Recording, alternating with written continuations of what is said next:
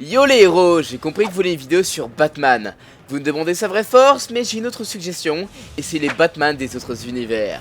Nous allons voir d'autres personnages en Batman, des Batman différents, et je parlerai des Chevaliers Sombres de Dark Knight Metal.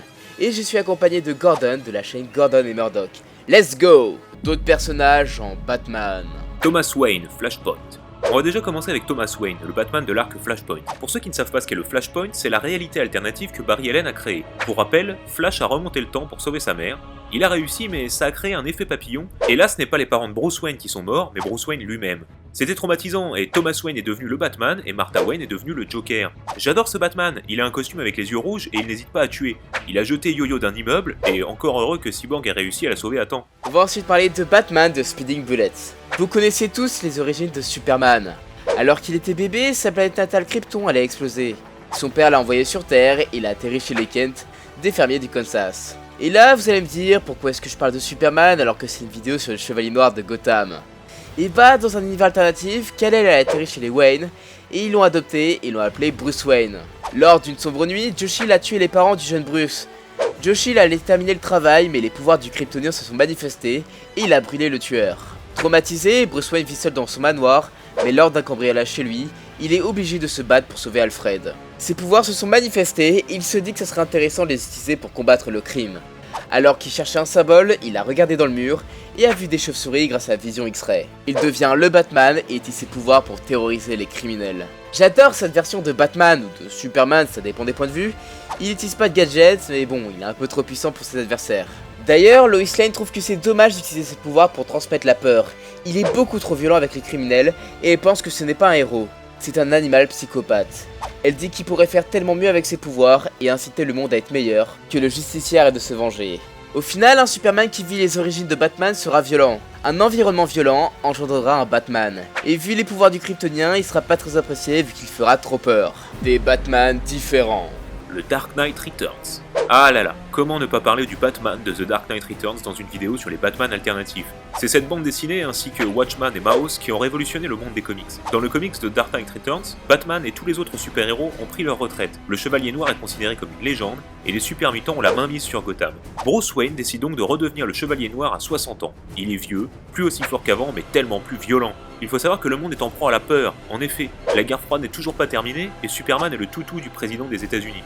Le Batman va reprendre sa ville, il sait que chaque coup compte, il est violent, cruel, sadique, et lors de son second combat contre les leaders des mutants, il démonte méthodiquement son adversaire en disant qu'il est sur une table d'opération. Ce vieux Batman aura un dernier affrontement contre le Joker et un combat mémorable contre Superman. C'est d'ailleurs ce Batman qui inspira celui de Batman vs Superman.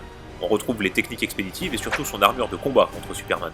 Batman de Gotham by Gaslight. Alors là on touche un Batman vraiment différent vu qu'on a un Batman dans l'ère victorienne et il va devoir enquêter sur les meurtres de Jack l'Éventreur. L'idée est vachement cool, le meilleur détective du monde contre le serial killer dont on ne connaît pas l'identité, même jusqu'à maintenant. Ce Batman là est très connu pour son comics qui est au top, mais également pour son costume. D'ailleurs il faut savoir que c'est le premier comics avec le label Elseworld, un autre monde en français. C'est un petit icône pour dire que votre comics est dans un univers alternatif et ne perturbe pas la continuité d'ici. D'ailleurs, il aurait dû y avoir un jeu vidéo reprenant l'univers du comics, mais il a été annulé. Pourtant, en voyant les images du jeu, je trouve ça tellement dommage.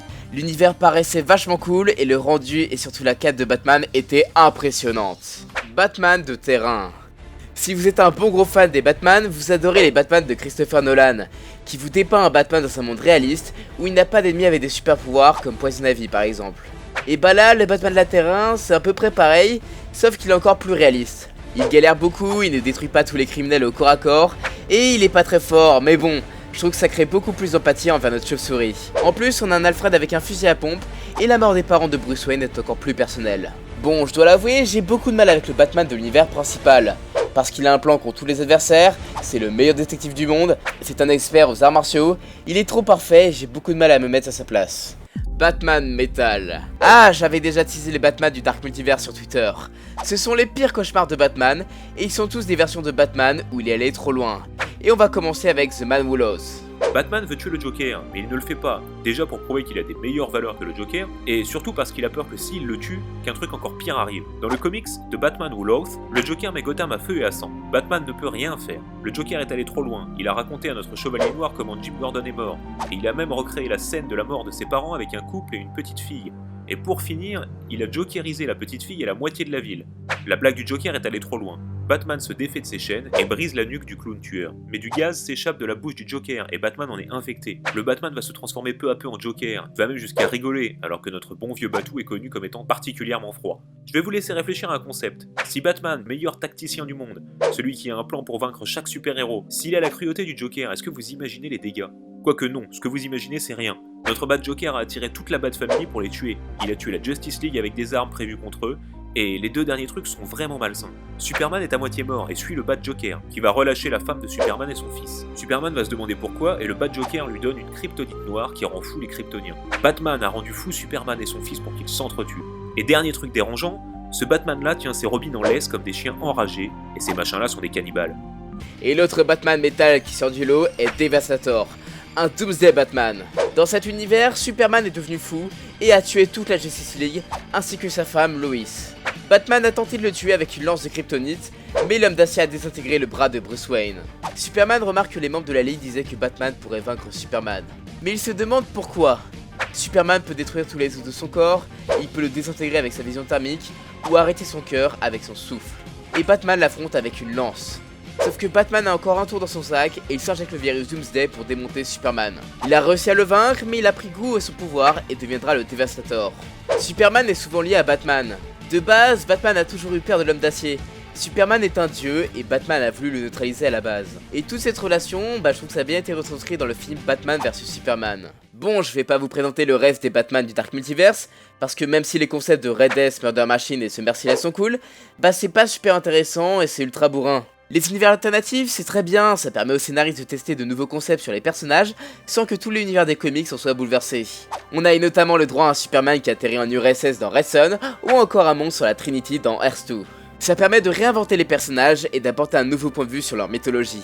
J'en avais marre du Batman de l'univers de base, et les univers alternatifs ont apporté un vent de fraîcheur. Voir d'autres personnages en Batman c'est très intéressant, ces versions différentes réinventent le mythe du personnage, et les deux Batman Metal montrent les plus grandes peurs du personnage et approfondissent la psychologie de Batman. Bon, si certains concepts ont l'air super cool, comme par exemple Batman qui a la vitesse de Flash, ou Batman qui a un anneau de Green Lantern, ça n'apporte rien au personnage et c'est pas des bons comics. Si vous voulez lire des bons comics, vous avez Batman Night of Vengeance pour Thomas Wayne, et Speeding Bullets et Gotham by Gaslight sont vachement cool. Les comics Batman Terrain sont très intéressants, et si vous voulez lire l'un des meilleurs comics de votre vie, lisez The Dark Knight Returns de Frank Miller. Si le style de dessin vous rebute un petit peu, vous pouvez regarder le film d'animation. En tout cas, merci à Gordon de la chaîne Gordon et Murdoch. Ils ont une chaîne de comics et un style assez décalé qui est vraiment sympa. Allez regarder leurs vidéos sur les meilleurs comics de Batman. En tout cas, j'ai 3 questions. Quel est votre Batman alternatif préféré?